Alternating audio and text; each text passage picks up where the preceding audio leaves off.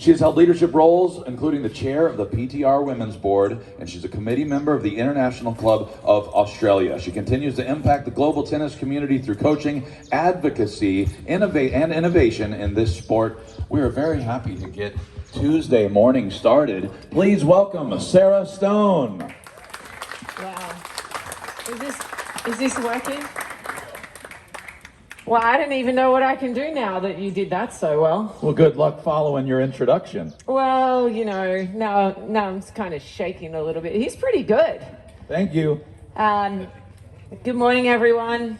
Did everyone have a good time last night? I unfortunately missed the awards. I was pretty tired actually flying in from Seattle, so my flight was delayed and I missed the party, but I'm looking forward to the party tonight. Wow, I'm so stoked to be here.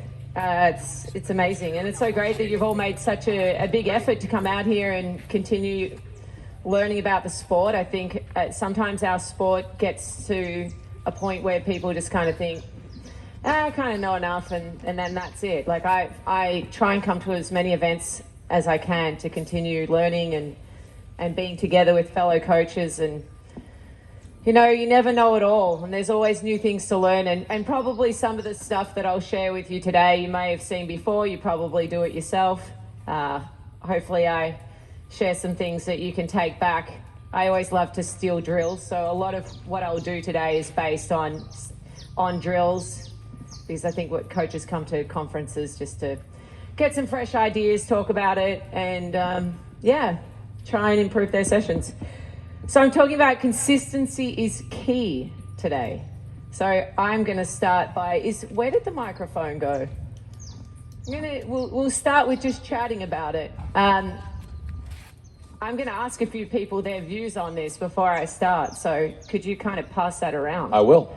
So consistency, is this going in and out? Because for me, it sounds like it's going in and out. That's why I'm playing with it a little bit. It's okay? Yeah. Okay. It's good that it's in this ear. I'm actually deaf in that ear, so I can't really hear myself talking. Consistency is key, so let's start with that. What does it even mean to be consistent? Anyone want to share their ideas, their thoughts? What does it mean to you for consistency? Hi. Hi. Alex from El Paso, Texas. I like to think consistency, it's in every aspect. That means to make the ball back and forth over and over, you got to be consistent with your footwork, with your movement, your thoughts, your plan, and so forth and so on. So consistency on every aspect of the game helps you get that outcome more consistent. Yeah, super. It's a really good answer. It's a very kind of broad subject. I think we keep talking about it. Anyone got any other things that they want to share? I think it's more fun to talk together than me just keep talking. Hey, as far as I agree with all the guys said, but I feel that like the main thing is being able to be consistent under pressure. You know, I think, because a lot of times I teach ladies, and someone would say, oh, these ladies did real well. And I'm saying, but did you see who they were playing? Mm-hmm. Yeah, of course you could do real well if you like kind of have 4-0 ability, but you're playing some ladies with 3-0. So that same 4-0 plays someone who's comparable, mm-hmm. then and it adds more pressure than they're not as consistent. So I would think highly about the pressure part. Yeah, this is also a really good answer. Let's go through a few more before we get going. The coach who taught me to coach when I was playing and then as a coach said, winners are overrated. And what he was essentially saying is, certainly at the recreational level, is you need to stay in the points. And you wind up getting these players who played when they were 19, 18, and now they're coming to the game at 40 or 50, and they're trying to hit, whipping forehands down the line where they wind up into the fence instead of, tossing up a lob and reset the point. So it's sort of a mindset of how are you going to play those 4 or 5 balls in play and statistically give yourself an advantage with all the data that's been there of what is a winning point at the pro level all the way down to the high school level. Yeah, that's amazing. Just repeat the first statement that you said, because it's probably, can we take it back? That's probably the key part to the whole reason that I wanted to do this presentation. Okay, it's winners are overrated, and if you actually look at Craig O'Shaughnessy's data and you take it all the way down, you will actually see at the pro level, if you look at, not every time, but if you look at winners versus unforced errors, generally the person who has the least unforced errors will win the match. Yep. And it translates down, which was really surprising to me because if you look at the pro level stats and you look at the 3-0 stats across the same line, as a general rule, you'll see that consistency is going to win matches. Yeah, but if you forget everything else for the rest of the day, winners are overrated. So if you forget every drill, try to take it with you. That's where it started. I was working with a pretty, I would say, pretty good kid. She's about I guess she was a 12-year-old, 4.2 UTR, to give you an idea of the level. And I mean, you've got kids that are 12, that are 8 UTR, so it's kind of middle of the range. And one of the things that was difficult is, firstly, was trying to get her to control the ball. So in juniors or recreation or even professionals. So please go and listen to Craig. He's amazing. I believe he's speaking at lunchtime. He's a great guy, so much information. The average rally length in men's and women's tennis at the highest point is on clay courts up to 6 to 8 shots. For men on hard courts, it's 3 to 5. So points are pretty short. Statistically, he'll do better with exact statistics, but it's about 75% are errors, and with 45 as unforced errors. So if you can't keep the ball in the court, tennis is a game of errors, right? So whoever makes the least amount of mistakes is going to win. And in recreational tennis, that goes all the way up to 80 to 90% of points are lost. So it comes down to, I'll ask 2 more. Anyone else want to share their views on consistency, and then we'll get into it. The ability to repeat the task, not improve it. Yeah, that's a good one. That's a really good one. Really good. So basically, to be consistent, we got one more and then we're going into it. Here we go. I love it. Hi, I saw that it really increased a lot of confidence with my athletes. So I was coaching in college, and once a week we did a drill where we hit 100 balls cross court. And I would have my athletes challenged, and they would just play for consistency. They helped each other out. It was playing for consistency, not for winning. And when they could hit 100, in the middle of a match, I'll look at them and say, your opponent can only hit 7. You can hit 100. Yeah, it's a great Just one. Keep your understanding of the game that you can let them elongate the points so that you ultimately are the winner. Brilliant. I love it. It's the mindset. Like everyone, I mean, when I played, I love to just smash balls around. And that's one of the best feelings about playing tennis. We get out because we love to hit the ball. And hitting the ball big and crushing winners is such a fun part of what we do. And when you're working with developing players, high school, whatever, club players, 2.5s, 3.0s, they love to smash a ball. They remember the one that they blast, but they love the win. So focusing on the element of consistency and getting them to understand, why is it important to be consistent? Why is it important to be accountable for errors? I feel like that in juniors, when they make an error and they're just like, oh, well, there's no impact on them for making the error. So that's our job as coaches, is to get that into their head. You need to be able to control the ball. So you cannot be very consistent if you can't control the ball. So we're going to start out with a couple of ball control drills. This will be contact point is super important. Spacing is super important. If your spacing's bad, it's really difficult to make good contact. And if your contact point's off, it's always a different shot. So we're going to start out pretty early with some contact point drills. Chrissy's going to help me with a drill, so hold on. You're going to hold up. I need another volunteer before Chrissy's going to do one. Okay, you want to pop out? Let's go. You got a racket? There's some Babolat bag. I don't know whose that is. Is that someone's bag? Oh, it looks like demos. It is. Those are for you guys. Oh, nice. Use whatever you want. Let's see. Let's go for maybe I'll have some control with my feeds if I have a pure strike. You never know with a pure drive, it could go anywhere. Okay, we're going to start off really, really, really simple. We're going to go baseline. Contact point control. I think every player kind of has their go-to drills that they like. So when you're working with your players, just try to figure out things that work. When you watch pros, they're always feeding. So I'm a big advocate for continuing to do feeding forever. With every player that I've coached on the Pro Tour, we always did feeds. I think live ball, of course, is super important, but there's a reason why the pros continue to do feeding throughout their whole career. And you'll notice, you see it a lot on Instagram. Instagram's one of the best teachers in the world these days, but they have their go-to drills that they like to do. We're going to do a really simple one. Try to hit me forehands at my chest. Okay, let's go forehand straight here. Whee! That was quick. All right, there you go. Stay up on the baseline. Good. Go again. Nice. Slow it down just a little bit. Nice. Keep going. Easy drill, just to get the feel. So we're controlling their contact point. When you're doing your ball throws, be consistent with your throw. If all of a sudden your throw's like that, it changes the drill. If it's over there, what we're shooting for is for it to be super easy. We're trying to replicate the same contact point. Go backhand. God, I would need to do this on backhand. Does anyone else feel like me backhand? I've never really got quite control of the ball. It's always where I went to the slice. Okay, nice and easy. Keep it simple. Okay, we're just going contact point. So where could we go from here if our player has no idea about contact point? Any thoughts? Where would you go? If your player, you're doing this feed and their ball is all over the place, what could we vary? What's that? You got to remember I'm deaf in that ear.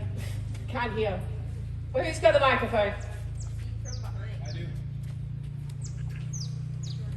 You can't disappear. This is interactive. We're working together out here. I was interacting with my coffee, I'm Oh, sorry. well, that's good. I probably needed one too. Where are we going? Right here. Where was that? What could we change if our contact point was just going everywhere? Go ahead. Now you create the contact point out front drops. Perfect. That's exactly where we're going next. Okay, good, but I'm going to bring you up a little bit closer, 3/4, so that you've got to hit up on the ball. Oh, I'm going to have my back to you then. Let's go that end. We don't want to do that. You're not supposed to do that. Okay, bring the contact point to them if they're struggling with the contact point. All right. Oh, I'm still going to have my back down. I'm going to do forehand. All right. All right, let's go. Let's rip a few. So it's really important where you're dropping your feet. Okay, we keep going. Nice and simple. Keep going. Start to rip a few if you want. Let's get a nice forehand. Okay, so one thing you want to be mindful of when you're doing the drops is, particularly on the forehand, is their grip, okay? If they're kind of semi-western towards western, and you hold a bit of an eastern forehand and you're looking for your own contact point that's probably out here and you're dropping the ball out there, you're not going to get the result that you want. So this is they're not great at grips. This is a little Federer style, so you can drop a little further in front because it's more of an extension, okay? Can you hold a western grip and try and hit a forehand? Is anyone pretty western? Go further. Anyone got a pretty western forehand that wants to demo? Nah, no one should have a western forehand anyway. Okay, so you've got to drop it back a little further. It's going to feel weird because the swing path on a more extreme grip is much closer to your body, okay? And it's going more this way.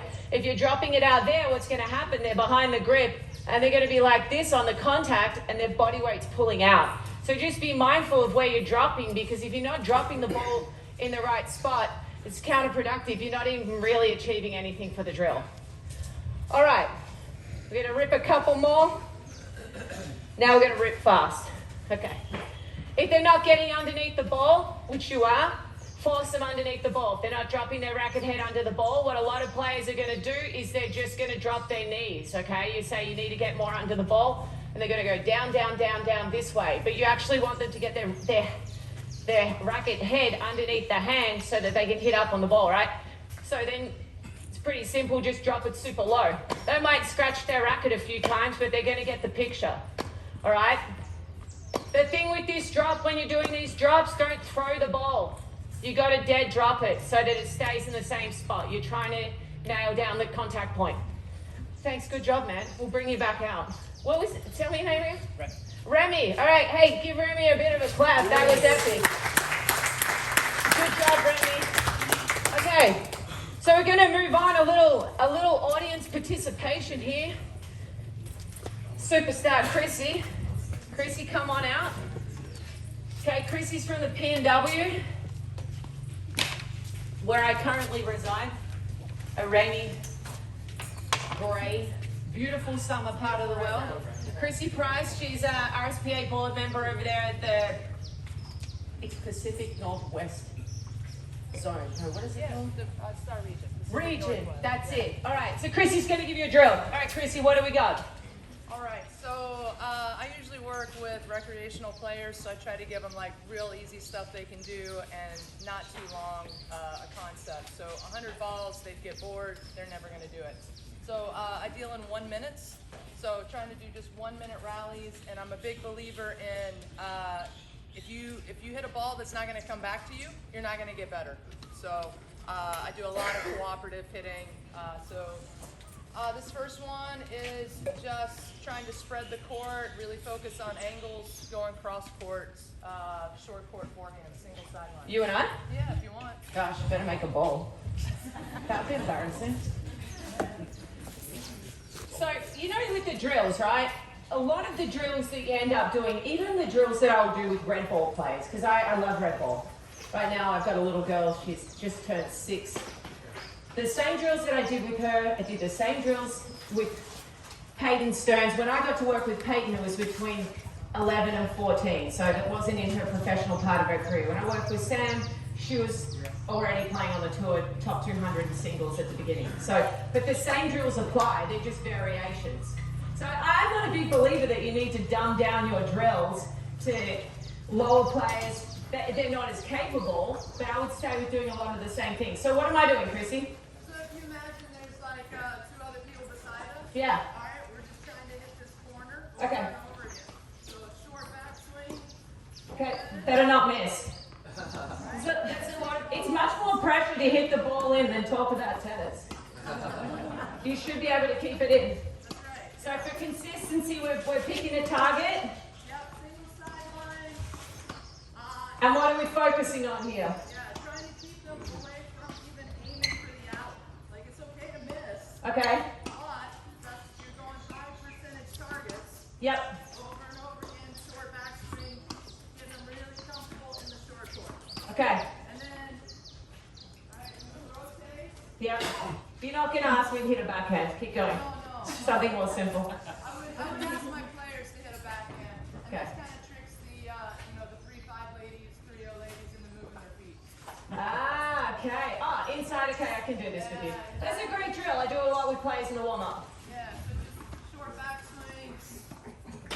With their feet, trying to alternate hits. So now I'm looking for backhands. We never hit a ball today. Oops, that's my lazy feet. Trying to find the contact point, trying to find the spacing. Exactly. First to hit the center line 5 times. Yeah. Or just keeping the same ball going for 1 minute. And then when minute's over, I make them rotate. And then I Perfect. won't make Sarah do this last one because it would be back in the backhand. Oh no, we're not doing that. Just skip that. All right, good job, Chrissy. Thanks for coming out. Give her a little round of applause. Okay, so that's another really good drill. Controlling the ball. Simple. Don't let your players go back. You start with the warm-up, and I forget who said it before, but it is a mindset. It's forcing them to get in the mindset that they can make one more ball than the other person. Every class I start out with the kids. They're on this line and they cannot go back. It doesn't matter if it's 15 minutes, depending on their skill level. They might be a 1.2 UTR or just getting a UTR. They have to make 20 balls in a row. They have to learn that it's cooperative. They have to learn that even if the kid's not the best player in the class that they're paired with, they can figure out how to do the drill, how to get a good practice if they're not hitting with the best player. Because we all know how difficult that is. We deal with parents, we even deal with it when we play with league players. They don't want to play with that person because that person's not very good, and then they can't get a rally with that person. Throw it all out. It's very simple. Just hold a firm line. You're going to stay with that person. Figure it out. It teaches them to slow the ball down if the other person can't control the ball back. But I always stay pretty firm on it that I'm not going to change the drill. Anyone got any questions so far? Yeah. So what if you get resistance from that student? Quit, they leave. Yeah, that's a tough one. It's tough. It's a difficult dance that we do to try to manage. Everyone always wants to play with better players, and we get the same thing over and over and over. I would say if your group is quite spread, say you've got 6 kids, and cooperative rallying is just not working out, you got to go to feeding. You got to do a lot of fed ball drill. Then you can go into point play. Like, it's part of doing a really good job as a coach is trying to manage that. You may have a plan for a class, and it's just not working. Like, I could have had a plan today, and it's so windy. Like, none of the things would have worked. So what do? We've got to make an adjustment. I would say a thing that we fall into is, of course, your good players. You want to manage them to be the best that they can be. They've got the most potential. But you've also got kids that make up the program, which is part of having a successful business. Pick your kids in the class that are good and that they don't care who they hit with, and just keep trying to blend it around. You'll have students in your class that they don't care who they're playing with. They're so competitive, they just love hitting a ball. They're not complaining, they're not blaming other people. And I would just try to vary it. Is there anything that you've found successful in that regard? Similar? You can incentivize it. Yeah, incentivize, it's a good one. Try to use like a big brother, big sister role. Yeah, that's a great one as well. You know, mentoring. I need you to lead this, yes. this weaker kid. That's really good. That's definitely really, really good. But doesn't always work. You're always going to lose kids. I mean, you've just got to accept it. Sometimes they're going to leave, and you can't cater to every kid that doesn't agree with what you're doing. But if you explain to them, like, this is a game of error, tennis is a game of errors, you need to be able to control the ball from all sorts of awkward places in the court. And that even makes your skills even better. If you can empower them that way versus you just got to do it, I think you've got a better chance. And I'm still scratching my head on the kids that say, well, I don't want to hit soft because it's not fun.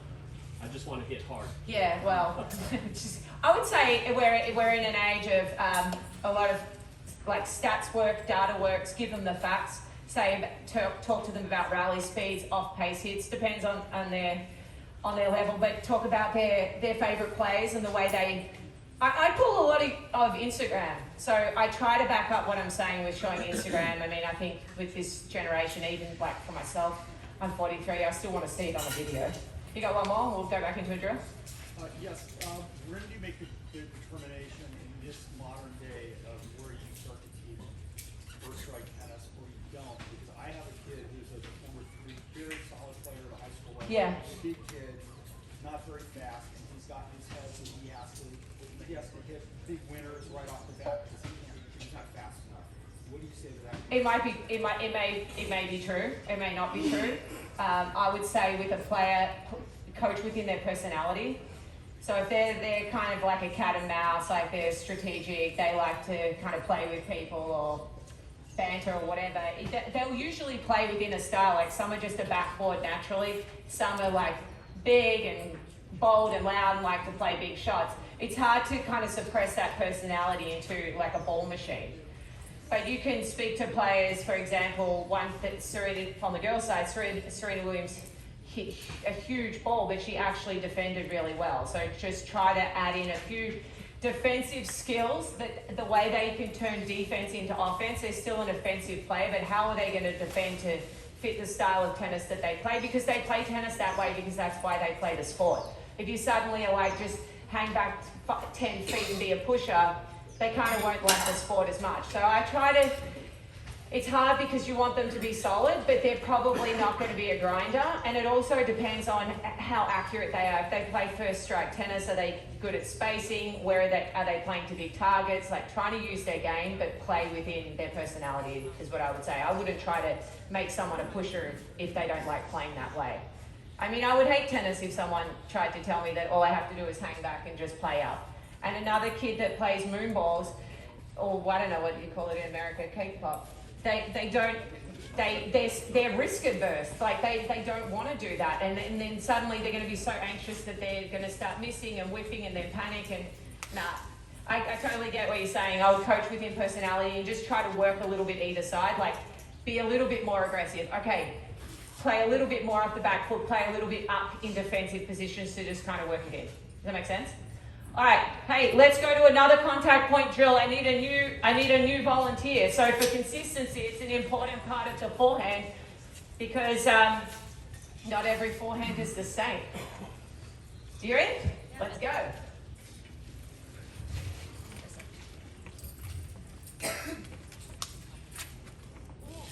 What's your name?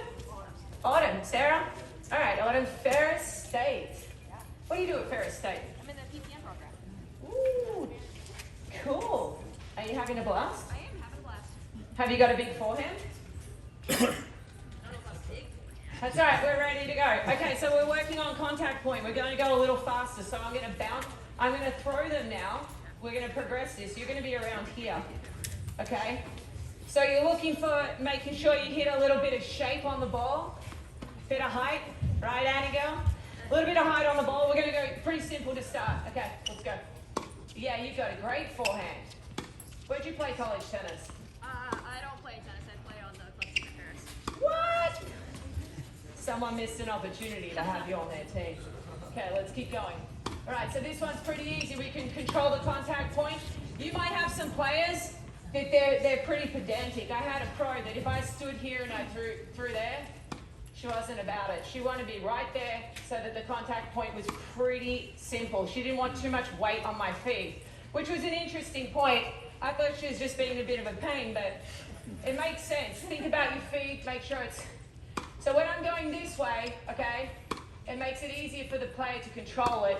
There are some feeds like you can do this way, but you got to be careful because it makes spacing hard and then you can jam the player. It's not that I'm not for the feet on the other side, but it just makes it a little bit more difficult to achieve what we're trying to achieve. So this one's pretty simple, all right? There's one thing I like to think of on this. So to follow through from here, the hand is going to about here and then it goes over. When you're going on a higher ball, you still need to get a little bit underneath the ball for most players. Some players have the ability when the ball's here to hit across the ball, not everyone. Most of them on that ball there are going to play a little bit more up. Just get them to finish a little higher with the hand. So I'm going to bounce it up, okay? You're going to kind of step in. Oops, that was a terrible feed. Come back to the middle a little bit. On the rise, we don't want to let it drop. Try to step forward, step in. Yep, take it a little bit earlier. Come on, go. And again. So these are dropping, right? The goal is that these are going to bounce, get the distance that we're going to get it at shoulder height. Control your feed. But at the moment, as I'm doing it, they're dropping, all right? So one thing that you can help your player with is they're not exactly sure when the timing of going is. So I'm going to say go. I'm going to try and get you to take the ball a little bit earlier. Okay, here we go. Go. Yep, I'm going to bounce a little higher. Go. Yep, try to hit up on the ball. Okay. Let's say I got to bounce out a little higher. Hit up. Whoops, that was a shocking feed. That's okay. We keep going. Okay. You're a little taller than most of my red ball students. I haven't coached anyone your height for a little while, like 6 years. Okay, try to step in. Okay, so what we're trying to do, let's say we can't get them to step in. I wanted to take the ball on the rise. And we keep saying step in, step in, step in, or whatever we're going to say. Figure out if it's working or not. Another thing I'm going to change to is try to play the ball from your front foot. It's exactly the same. But some people step in and they didn't step anywhere. Their weight didn't transfer anywhere, so they're still taking the ball late. So try to change your language, find a way to achieve what you're trying to achieve. And I'm going to ask you to try to play the ball from the front foot. I don't want your weight split. You're going to start here, but I don't want the weight on that leg. Try to play from the front leg, okay? We're going to try and hit up. It's back about. You've got to be able to control the ball. Here we go. I got to be able to control my feet. Good job. Come on, go, go, go. Good. And again, step in. Yeah, try to take that a little bit earlier. Go. Okay, good job. Hit up. 2 more. Step in. Good job. You're doing a good job. 1 more. Okay. Okay, we could all agree at the moment this ball doesn't have a lot of shape on it. We want the ball to go up a little bit more if we're trying to play.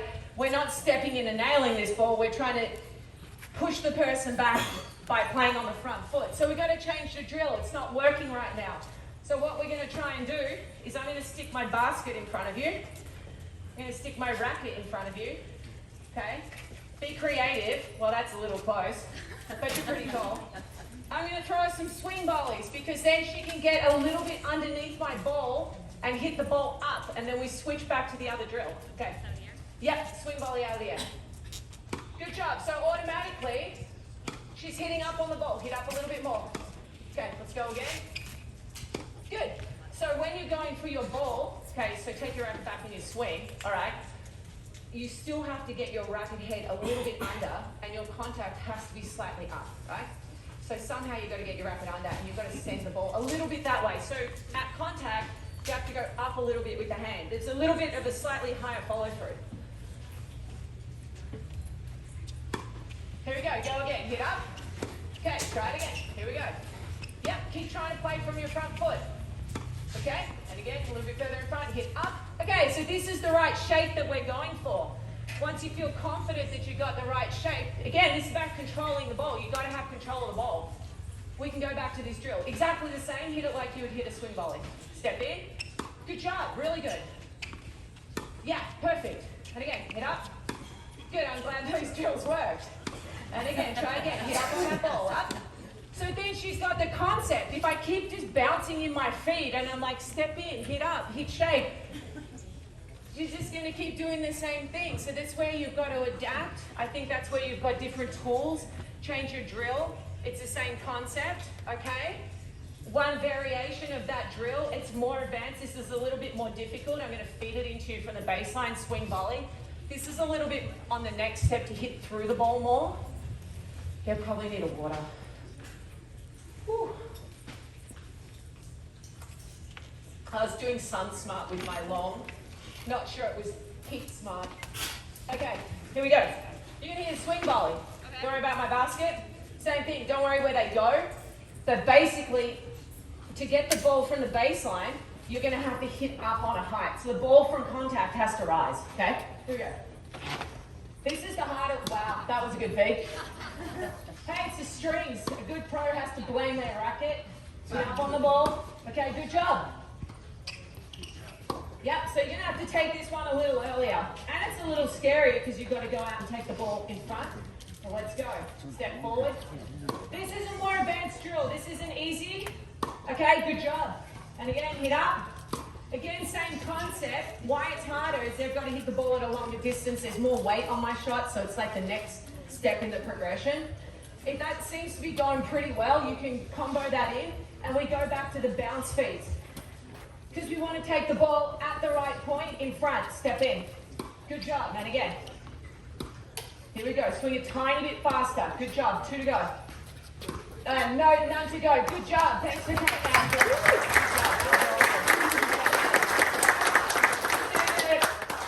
Got to chat before, but we figured out that worked out pretty well. You've got to be able to figure out the right drill at the right time because the bounce feed was not working at all. Her ball was mostly going to the net, no shape, and going very straight, okay? All right, we're going to switch to backhand. Last thing on controlling the ball. So these are just some of the drills that I really like for ball control. Who rates their backhand like it's pretty good? Who thinks their backhand's legit? It's got it, because I'm not doing this drill, because I do not rate my backhand. Where am I slice? Slice is pretty good. Who's got a good two-handed backhand? You back here? Sure. Let's go. No, yeah, you get a bit sweaty out here. It's probably fair enough. We're going to get you on that side. It's the best drill in the whole world of all drills. Now, the baseline. I did fall in love with it from my that last drill too. Some of you may know a little bit from the past of the WTCA, a non-profit that I founded and did for 7 years. Ann Grossman, she's the CEO these days. This drill and that drill I stole from her. She is a great coach, and a big part of being a great coach is surround yourself with great coaches. You don't have to know everything. But I've never done these drills, and I've done a lot of coaching. Sam had got to #1 in the world in doubles and 27 in singles. I've been around a lot of players. As a kid, my dad coached an American tennis player named Barbara Potter. When I was 4, she was #7 in the world. So I'd had a lot of exposure to great coaches, but here I was around Anne. I didn't know her at all, and she showed me a couple of drills, and honestly, they became some of my real go-tos. This one's pretty simple. It's a Lansdorf drill.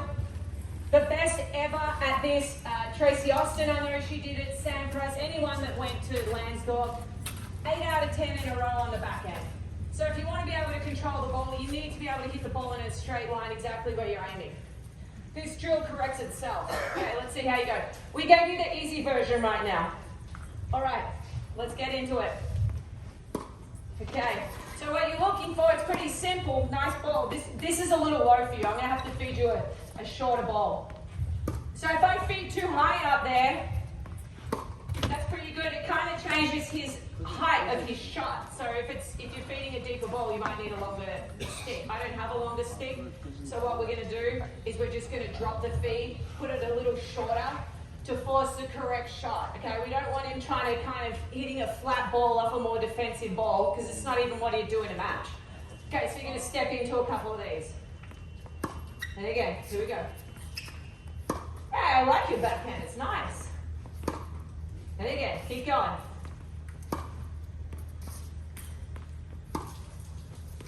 So in my basket, if I was playing with you, I wouldn't let you stop backhands. Repeat, repeat, repeat, repeat until you hit this stick 10 times. Just keep in mind, the very, very best in the world, Sharapova, your backhand's amazing. Her backhand was amazing. 8 out of 10, that's how accurate she was. So if you want to be consistent, you have to be able to control the ball. And you have to be able to hit where you're aiming. Can I get 2 more people to jump out and do this? Someone who hasn't hit. Yeah, let's go. Need 2 people. You can do this as a group drill. It gets the kids competitive. Like, their brains are so... Annie and I were talking last night about one of our friends' kids. She's doing her homework with the YouTube up in the top corner and a chat box in the bottom corner and her homework at the same time. Like, brains are like very short attention spans, okay? So if you've got a target like that, you're trying to engage the kid. It's boring. Being accurate, being consistent is boring. So try to make it into a game, all right? So we'll be competitive. I don't like penalties, so the winner, they can choose if they want like a keychain or something from somewhere. I'm sure there's some keychains around. You're gonna hit 2 shots. There we go. You're gonna hit 2 shots and switch. Okay, and then we're just gonna rotate. Next in, let's go. And again. Pretty cold. Woo! Okay. Hey, when I said someone's got a great backhand out there, where were you volunteering? All right, sorry, bad feed. Here we go. And again, we just want to be accurate. Woo! Okay, everyone's going to buy you a coffee. Good job. We keep going. So then, that is a nice looking backhand. Good job. Okay, take it early. All right, switch around again. Let's go. We're going to slightly change this drill in a second. Good work. Keep them moving. Okay, so in your drills, if you go up, you don't want people waiting around. We're going to go 1 more round each. Okay? It's hard to run big numbers, but remember what we talked about at the start. Sometimes you got mixed level of kids. They want, whoa! Hey! What are you doing here? Shouldn't you be playing on tour somewhere? Okay, here we go. I need 3 more people. You got 3 minutes to get together. Annie, can you find me 3 people? Come on. You can pick them. Yeah, come on. And switch. Let's go. Keep going. The simplest drill. This one's pretty straightforward. It self-corrects. If they're a little bit late, they understand their ball's going to go this side of the stick. You don't need to talk that much. You need to just basically tell them if your ball's going out that way as a V, you're slightly late. The tip is behind the handle. So you've got to get it in front if you want to be able to kick your ball in a straight line. So give the stick, hold up, you legends. The stick gives them immediate feedback. Are they late? Are they on time? Okay, switch, last ones. Okay. Okay, last 2 here. We're going to add in our next superstars. Nice ball. Pretty good, pretty good. So you don't want to spend your whole time correcting and analyzing technique and saying, be earlier, be later, this, that. If you've got a stick there, and if the ball goes one side, it's late. If the ball goes the other side very far, you could be dragging across. And if they can get their window within there, it gives them immediate feedback that whatever they're doing to produce that shot, that's what they're looking for. We overcoach, we overcorrect, we talk and talk and talk and talk and talk, and then the player gets out there and then they can't be smooth. So part of consistency is not being hitchy, is not being tight. It's just kind of knowing your shots, knowing where the ball's got to be, where's it got to be for me to make a great contact point, and and let the stick coach them and give your voice a little rest for a second. Okay, we're in, all of you. Okay, I don't need that anymore. 5, great. So we also need to be able to move. So obviously this fed ball trying to get 10 is one thing, but then you need to be able to move and hit the stick, okay? If any of you have watched any of Emilio Sanchez's presentations, he's a superstar. One of the things in their system is they have straps on the net for places where you want the ball to cross the net. So if the ball is crossing the net here and it's continuing along that line, you're creating space because you're pushing your person out of the court, okay? It doesn't matter if it's super deep. If it follows that line of that stick, a ball here is a great ball because it's continuing there. A ball here is a great ball, it continues there. It's not a whole lot of variation on depth. It's more important where the ball crosses the net. Because a ball that lands here is going to be a really good ball if it follows that track, if I had a stick there. But that exact same ball over here is terrible at a certain level. It'll get crushed. So part of being accurate, consistent, forcing errors, which is a huge part of tennis, is being able to control your ball. Okay, so now we're going to move. You're going to go a simple drill. You can do this with eight people, but we're going to do with 5, 6. Okay, you're just going to go a forehand wherever. I don't care where your forehand goes. You're going to run, and you're just going to try, where am I going to put the feed? All right, there. You're going to try from about here, a moving backhand to hit the stick. All right, we're going to see who has the most hit the sticks at the end. That brings them in, it makes it a game, and they get competitive straight away. They're not thinking super about in or out, they're just thinking about direction and hitting the ball straight. All right, so you're going to follow each other. As soon as I've done this feed, make sure your basket's in the right spot, otherwise your feeds are just not consistent and you can't get the rhythm of the drill. And for most kids, probably adults too, tell them where you want them to start. So I want them to start about here, because otherwise they'll come out here and then you slow the drill down and blah, blah, blah. It's more important on the backhand because when you're feeding in from the first ball, you want them here and then moving. Otherwise, some of them will come out in their backhand and they'll be standing over here and you're not in the right spot with your basket. So set your drill up. Okay. So you're going to follow straight away. Okay. As soon as that one's out. Okay, go. Next thing. Yep, go. We feed it pretty quick. Okay, keep going. The worst thing about drills, okay, and the things parents hate the most, and at some point players, they just don't want to stand there. Keep them moving. You give one person out of 6, 5 feeds while the others watch. Parents aren't happy. People are bored. Keep them moving. Let's go. Good job. All right, let's play first to get the stick is the champion of this drill. Hopefully my feed's in the right spot. Keep moving. Here we go. We're not particularly worried. Okay, control your feeds as soon as that one goes. Okay, just remind the player who's standing behind, get up to the line as soon as the person in front is out of the way. Try to stay close to my line, okay, because otherwise I'll feed you too wide. Keep going. Who's going to get it? We don't have long. All right, come on. Who are we going for? Yay! Nice one. All right, so what's super cool about having the cone versus just the stick is the sound that it makes, and it gives you like a really good feeling of the feedback, and it's just such a sense of achievement.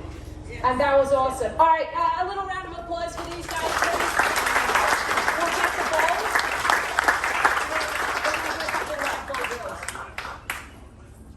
Oh, it's going fast. How's everyone feeling there? Is enough breeze to keep you cool? I put out 6 cups of water, so I had to prep. Okay, we're going to go live ball. Do live ball drills. But anyone got anything that kind of has come to them over the time that I've been going on and on out here, their thoughts about consistency, ball control, anything that has worked for them to try to get their players to get control of the ball that they want to share? I have a question. Oh, yeah, question. So how are you going to do it for people that are serving? Oh, serving. That's another class. That's not this class. Serving is a whole different beast. Serving is hard. Serving is really hard. And you know, I coached a lot of high-level pros more so earlier in my career, and then I went towards coaching, developing kids more. And I really didn't have a system. I could coach a kid if they could already have a continental grip and kind of have some concept. But beyond that, I had no hope of teaching a kid how to start with a continental grip because I'd never really done it. So one of the guys on my team had a really good system. I would say he was probably like an AUTR, didn't play professionally, like really passionate about the game. He'd worked under another guy who had a great system. And I learned so much from being around him all the time. And I just said, I've noticed how well you do with the kids and teaching them how to get that contact. How do you do it? So very big advocate for not thinking that you know everything. And it doesn't matter. It might be one of your players in your clinic. Always try to stay open, okay? When we think we know everything, we really don't know anything. About the serve, for another day. But to be accurate with your serve, I would say serving into zones. So that's where we're going next with this. Especially for younger kids, try to shrink the court. So the player that I was talking to you about before, I wanted a second opinion because I always like to have more than my eyes on any, I would say, competitive performance player that's, you know, she's trying to play D1 or maybe be a professional. And I have great coaches on my team in Seattle. My best friend I worked with in Australia, I would trust more than anything. She's a great coach. She's into analytics. So I sent one of my players' videos to her and just got her feedback. And one of the main things we talked about was just where the errors were going. So who coaches kind of competitive performance juniors? Can I just see some hands? Okay, and if you're majority club players? Okay, yep, perfect, okay. The same goes for anything, more so even with club players. When the court is so big, they kind of spray balls everywhere, so we try to restrict the zone. What two people really want to stay out and do this drill? Okay, you two. Okay, the rest of you guys just have a little rest, but you're going to come back. You're going to come back. Make the court a little bit smaller. Okay, we're going to go into cross court. We're going to keep it pretty simple. For consistency, okay, I need one up each end. We're just going to go cross to start. Cross court forehands always look good. Everyone loves forehands. I don't know why, but everyone's obsessed with forehands. Okay, we're going to try to keep the ball. It seems that's a bit big. That's a bit big actually. Maybe like 2 feet from the sideline so that they're not missing wide and they're just more consistent with their shot. Can one of you guys scoot to the other side? You're going to play cross. We're just going to count the shots from the person who, depends on how advanced they are, make it a more narrow lane. If they're not that advanced and you're just trying to get them to begin with getting a ball cross court consistently, put the zone in the middle. If they're a bit more advanced and they're pretty much superstars like these guys, we're going to make it a little bit more difficult. Okay, we're going to keep the drill pretty simple. It's not going to be 200 in a row. 200 in a row, 100 in a row is amazing. If your players can lock in and you feel like they can pay attention and not start pushing, if it's something that works. For me, I could survive that, but sometimes I don't always have the longest attention span, and I would need something that kept me in that. I talked to you about the stats of the average rally length at the top, more on clay, is 6 to 8 shots. So if you can make 10, you're pretty safe. Like we were saying, if you could make 100, the other person can make 7, you're in good shape. So instead of shooting for 100, we're going to shoot for 10 sets of, this is very hard, we're not going to do that. You could shoot for 10 sets of 10 in, or we could shoot for a different number that we're shooting for 20 in this zone. Okay, so we're going to start with 20 in this zone. All right, so just keep the rally going cross, 20 in the zone. We're going for ball placement. Okay, work together. Gonna have to get your feet going. I know it's a hard part about it. Work together in the drill. We're just shooting for 20 in that zone to start. Okay, so cooperative. This is our team. This is who's working together, okay? We got to work together to achieve the task. Might have to slow the ball down. Good job. Okay, we're one. Let's go again. That's two. It's in the zone. Okay, so we want to play big targets with kids because a lot of the times they're shooting too close to the sideline. Okay, so for this particular drill, outside of that sideline is out. If you're between the yellow stripes and the white line, it's actually out. So we're shooting for 20. We're trying to make it small. We're trying to build consistency. Okay, so we got to focus what we're saying to the players. We got to focus on spacing. Okay. We're going to hit shape. What is shape? It could be 50 different words. Hit up on the ball, height on the ball, rainbows on the ball. It depends on the person. Okay, good job. Keep looking for forehands only on this. Helps you work on your spacing. Good job. What are we up to? What do you got? 9. Okay, keeps going. So spacing is a point. Getting hips around. Okay, and then you can go the other way. If they're still struggling and they're not getting spacing, they're not moving, make sure they hit and move. Make sure they're split stepping when their opponent just before they're about to hit the ball. Okay, here we go. What are you up to? 10. All right, we're just going to go 2 more for this, okay? Pretty simple drill. As I said, restrict the zone. Plus and minus. If they're better, make it smaller. And if they're not as good, okay, then we expand the zone. Okay, you guys are going to have a little rest. You've done amazing. Please thank them for joining me. We're going to get you two guys to rally again, cross-court forehands. It changed in the drill. Of course, we can do tempos, which is awesome. You want to hit 100 balls in a row? That's a mindset. That's a different drill. That is, I'm going to get this done, and that's it. It locks them in for a long period of time. That is part of consistency. It's work, focus. But for this one, all right, we're going to make it a little tiny bit bigger. And we're going to start it pretty simple. We're going to go, depending on the player, not that many players straight up are going to be able to get 10 in a row, 10 sets. So try to figure out your expectations of their level. If you've got your kids out or your adult players out on the court and you're like, thanks, Annie, you got to get 10 in a row, 10 times, or we're doing, 6 quads of lunges, it's impossible. So sometimes you want to have to stretch, like, hey, this is pretty tough. It's going to be tough, but I believe you guys can take it up to that next step.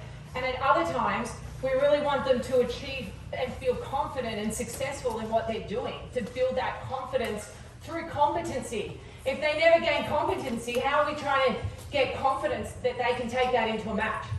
So this one, we're going to start super simple. 4 in a row in that zone, 5 times. Okay, it's not super simple, but we're not going to make it super hard. I'm glad I'm not doing it. I just talk about it. Okay, here we go. Let's see how we go. You can keep it as simple as 2 in a row, 5 times. Depends on the work, okay? Good job. All right, we got 1. Let's go, we got 2. Now, if that player misses, it doesn't count for this drill, okay? We'll pretend that one went in. It did, kind of, he hit it. 3. Okay, so just hang back at the baseline, okay? Perfect, 1. Start your count again. We're going for sets of 4. Okay, beautiful. Okay, on 2, go again. Just build up your confidence, and once the players are successful, we might start with 4 in a row 5 times. They both do it. And then we go for 2 sets of 8. Just make it so that that's a stretch. If someone's just making 4 in a row 5 times, 8 in a row twice is a stretch, and it's going to take them more time, but that gives them the opportunity to keep improving and have something to shoot for later. Okay, we'll go last round.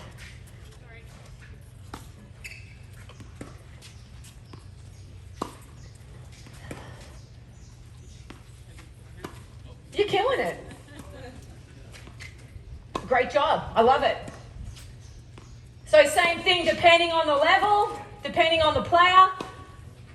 I made the court wider, okay, but you can keep that sideline in, because if we're trying to build consistency, we want to make the court a little bit smaller so that they're not missing wide. You give them a little bit margin for error, and so they get used to not trying to hit the ball on the sideline. Not probably as much with pros, but none of us at the moment, including me, are doing much pro coaching, so it's a different ball game. Okay, we go one more rally.